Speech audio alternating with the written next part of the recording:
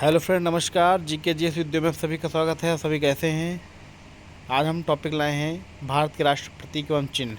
ठीक, ये है भारत संविधान से, इंडियन पॉलिटी से, भारत राज्य व्यवस्था से। ठीक, बहुत बेसिक फंडा है क्योंकि वीडियो का पेपर आ रहा है 27 को। उसके अलावा अन्य exam SSC, MTS, SSC, CHSL, इस सब में रिलेटेड छोटे छोटे क्वेश्चन जो आ जाते हैं कभी कभी, जो आपको बहुत ज़्यादा प्रॉब्लम क्रिएट करते हैं। ठीक है, तो आज हम भारत के राष्ट्र प्रतीक एवं चिन्ह पढ़ रहे हैं और ये लगभग मान चलो 2 से 3 पार्ट में ये पूरा आएगा। ठीक, तो शुरू करते हैं। सबसे पहला है आपका राष्ट्रीय ध्वज। ठीक, नेशनल फ्लैग। तो इसके बारे में बता दें, भारत के राष्ट्रीय ध्वज को क्या कहा जाता है? तिरंगा कहा जाता है। 22 जुलाई 1947 ईस्वी को संविधान सभा ने तिरंगे झंडे को राष्ट्रीय ध्वज के रूप में अंगीकृत किया। क्वेश्चन पेपर कई बार आता है, कब अंगीकृत किया? तो 22 जुलाई 1947 को संविधान सभा ने तिरंगे झंडे को राष्ट्रीय ध्वज, नेशनल फ्लैग के रूप में अंगीकृत किया, एक्सेप्ट किया। ठीक है, संविधान सभा द्वारा 14 अगस्त 1947 को राष्ट्रीय ध्वज प्रस्तुत किया गया। स्वीकार कब किया है? 22 जुलाई 1947 को, 22 जुलाई 1947 को। और संविधान सभा द्वारा राष्ट्रीय ध्वज प्रस्तुत कब किया गया? तो 14 अगस्त 1947 को। कब किया गया? 14 अगस्त 1947 को। ठीक है,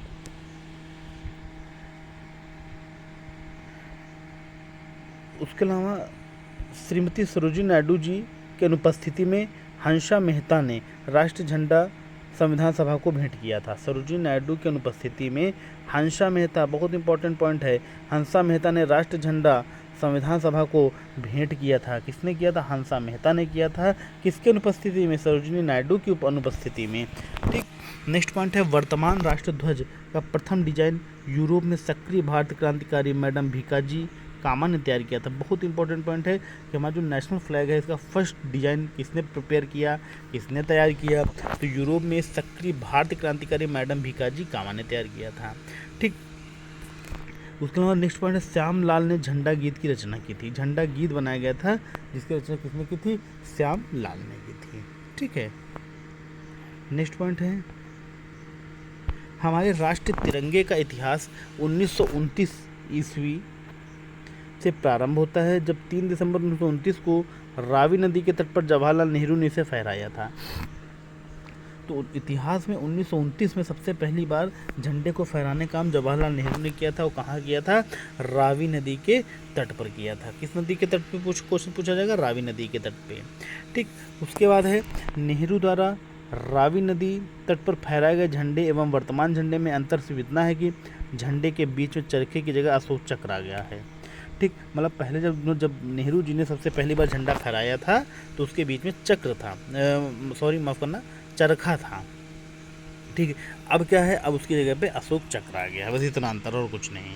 ठीक, 15 अगस्त 1947 ईस्वी को जब देश को स्वतंत्रता प्राप्त हुई तो इस पर अधिकृत रूप से इसे फहराया गया और इसे 21 तोपों की सलामी दी गई।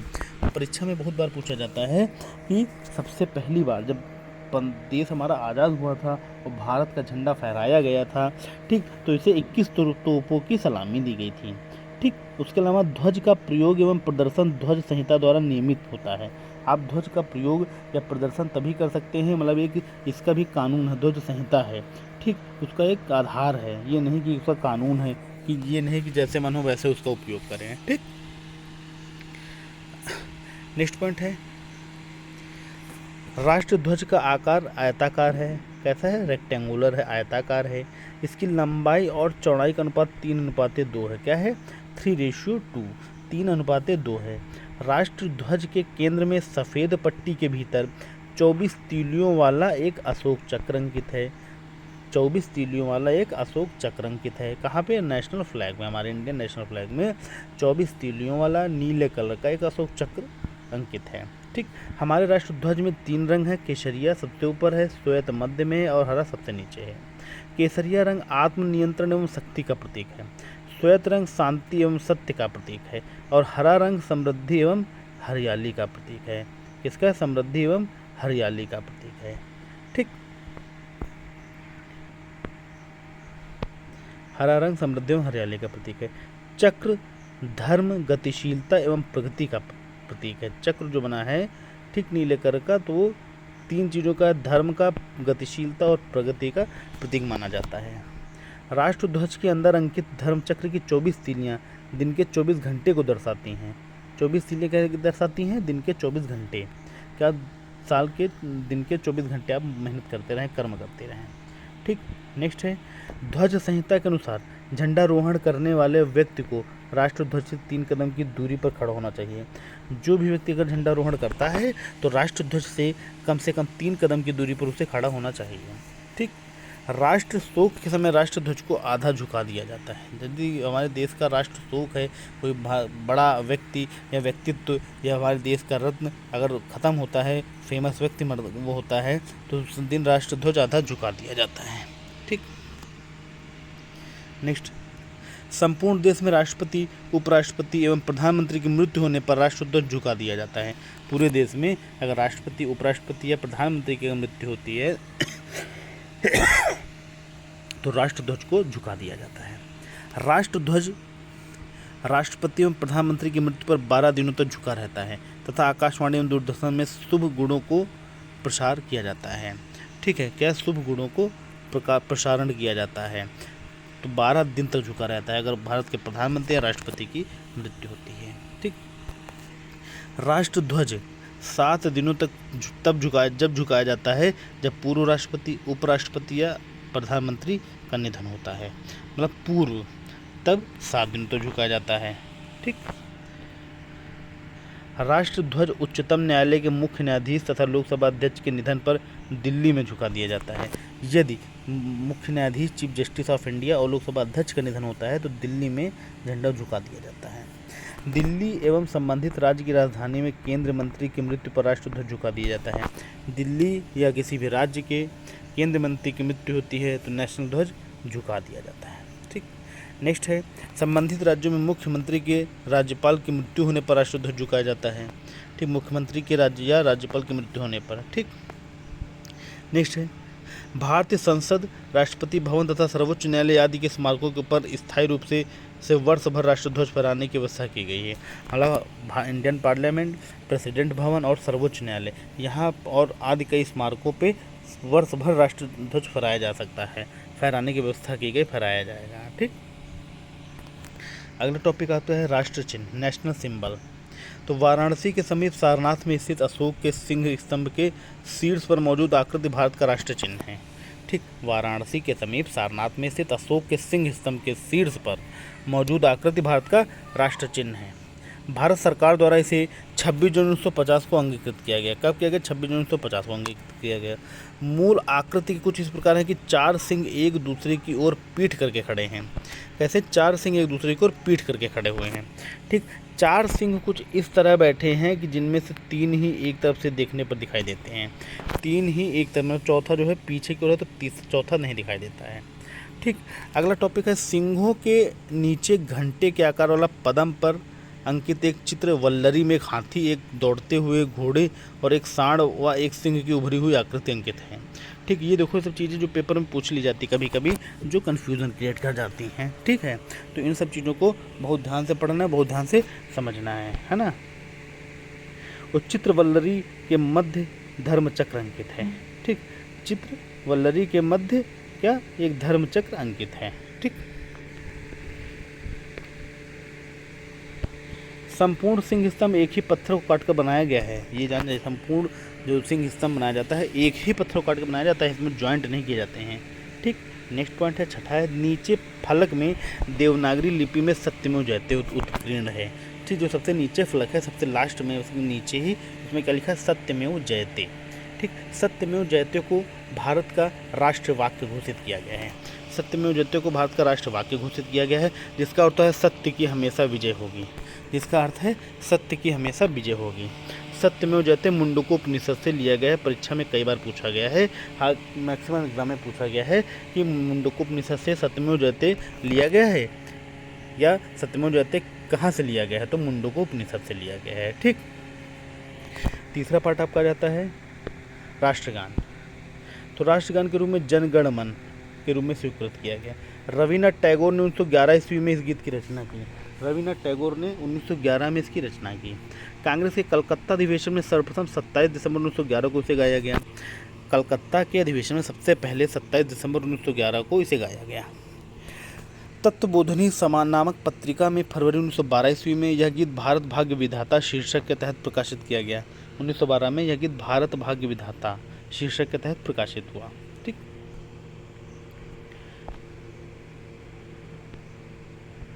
1919 ईस्वी में मॉर्निंग सॉन्ग ऑफ इंडिया शिक्षक के तहत रवीन्द्रनाथ टैगोर ने इस गीत का अंग्रेजी रूपांतरण किया था। ठीक, मॉर्निंग सॉन्ग ऑफ इंडिया शिक्षक के तहत रवीन्द्रनाथ टैगोर ने इसे एक गीत का अंग्रेजी रूपांतरण किया था। जन गण मन संविधान सभा ने राष्ट्रगान के रूप में 24 जून 1950 को अंगीकृत किया। इस गाने में प्रथम पंक्ति में 52 सेकंड एवं दूसरी पंक्ति में 20 सेकंड लगते हैं। इस गाने में पहली पंक्ति में 52 सेकंड तथा दूसरी पंक्ति में 20 सेकंड लगते हैं। ठीक, नेक्स्ट है आपका राष्ट्रगीत, नेशनल सॉन्ग। भारत में राष्ट्रगीत का दर्जा वंदे मातरम को मिला है। इसकी रचना 1874 में बंकिम चंद्र चट्टोपाध्याय ने की। इस गीत की रचना बंकिम चंद्र के प्रसिद्ध पुस्तक आनंद मठ से की गई। 1896 ईस्वी के कांग्रेस के राष्ट्र अधिवेशन में इसे पहली बार गाया गया।